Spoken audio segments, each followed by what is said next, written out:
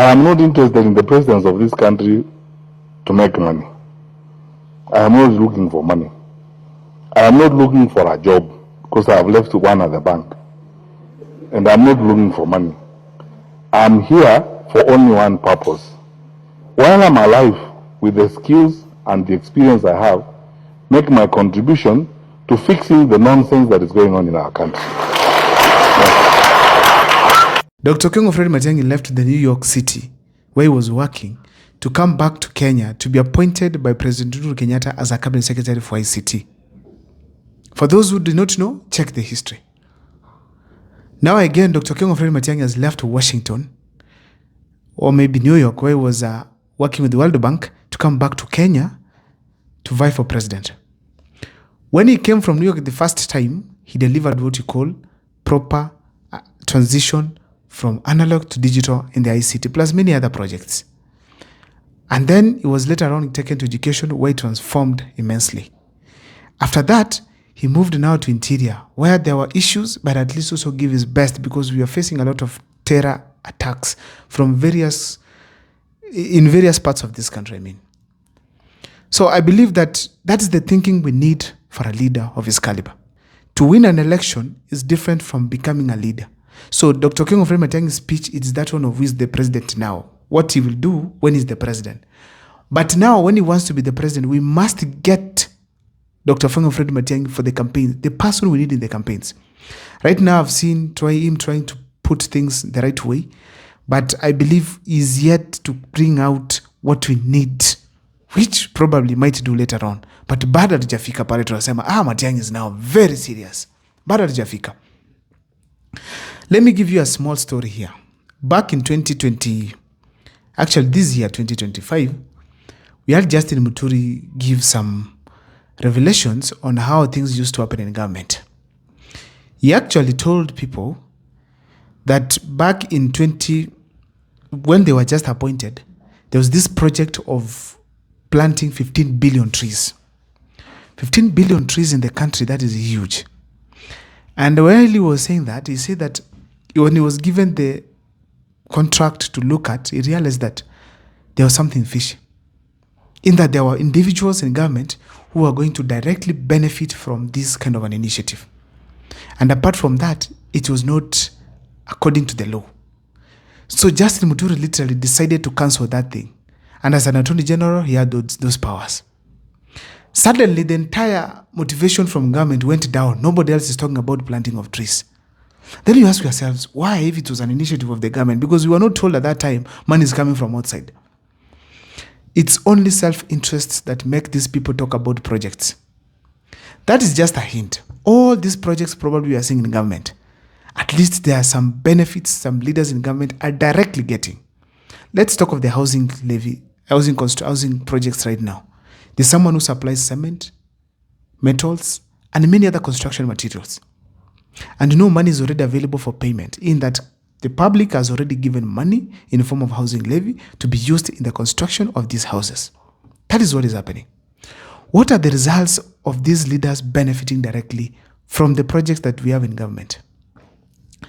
If you look at right now, most of the members of parliament close to government. Right now, I was outside my house just standing, and then I saw a chopper passing. A very nice new chopper. That is probably a member of parliament going to his constituency. And this chopper is going for a whole day. I hear for an hour it's 3,000, 300,000. I don't know. If guys can tell me, for those who use choppers. I've never used one. Ladies and gentlemen, it is very astonishing that members of parliament, some of them in the third or second year, and as a first term, able to buy a chopper or even hire a chopper for days. In a month, you can use a chopper 3 or 4 or 5 times, or even 10 times. Those are millions of money. But this person just earns almost $1 million in a month, basic salary. Recently, in Kitutu Chacha North, where Japheth Nyakundi is a member of parliament, he launched a house there, a big mansion, and he called the poor people around there to come sit and watch his launch. Someone has built a house. I'm sure that was not the first one. I'm sure Nairobi, it's posh area that this guy is living, probably has acquired a very beautiful house there. But now he has built again in the villages. And probably that is not the only one. But do you people even sit down and ask yourselves, what is this miracle that happens in government? Self-interest. People just go there to get rich. And I am in support sometimes of this idea that you should get CDF from the MPs.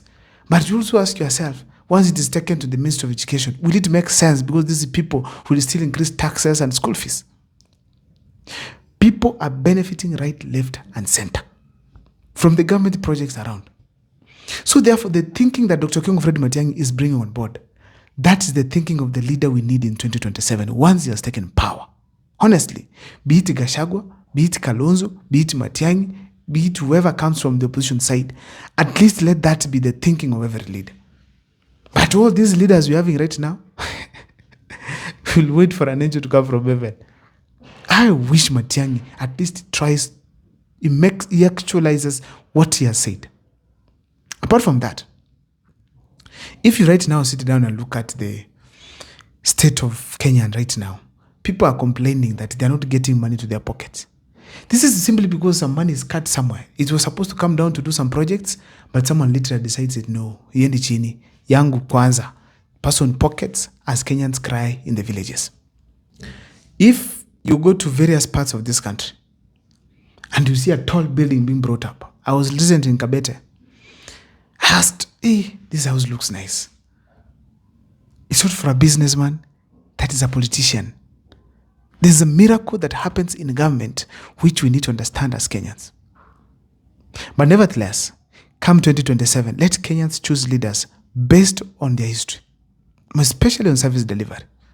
We need a thinking like this one of Matiang'i, where you just talk reality. You know, people don't talk about the issue of me becoming rich and stuff. Actually, there's nowhere in Ruto's campaign last time he said, I'm not going there to be rich. No, he was talking about things to do with mercy. Wamenifukuza, bottom up, and many other things. But he did not say that I'm not going there to be rich. But right now, who is the richest man in Kenya? Who could be? Could it be? I feel sometimes Uhuru Kenyatta might not even be the one. People have money right, left, and center. And right now, see the privatization of the government parastatals. You realize the individuals who are already aligned to take these parastatals. You know, sometimes I'm also in support of parastatals being privatized, but I'm also against a scenario where you can find one person is in charge of all parastatals and you'll not be surprised. So if this person dies, the entire parastatal collapses and the entire country is in problem because the owner is not there. That is not a scenario we should have in this country. Apart from that, people can monopolize some of these entities. Then you find we are crying, but we cannot get a competitor to solve our problem. Right now, internet subscribers are not doing good in this country. We know these networks that we use, right now, they are affecting Kenyans negatively. Some of them going ahead to even provide contacts for some of the people or even locations, people to get arrested and stuff. That is not the way we should have things done. I don't know what's your take, but I feel that is the thinking we need, just like that one for Dr. Kenyans Matiang'i. See you next time on the comment section.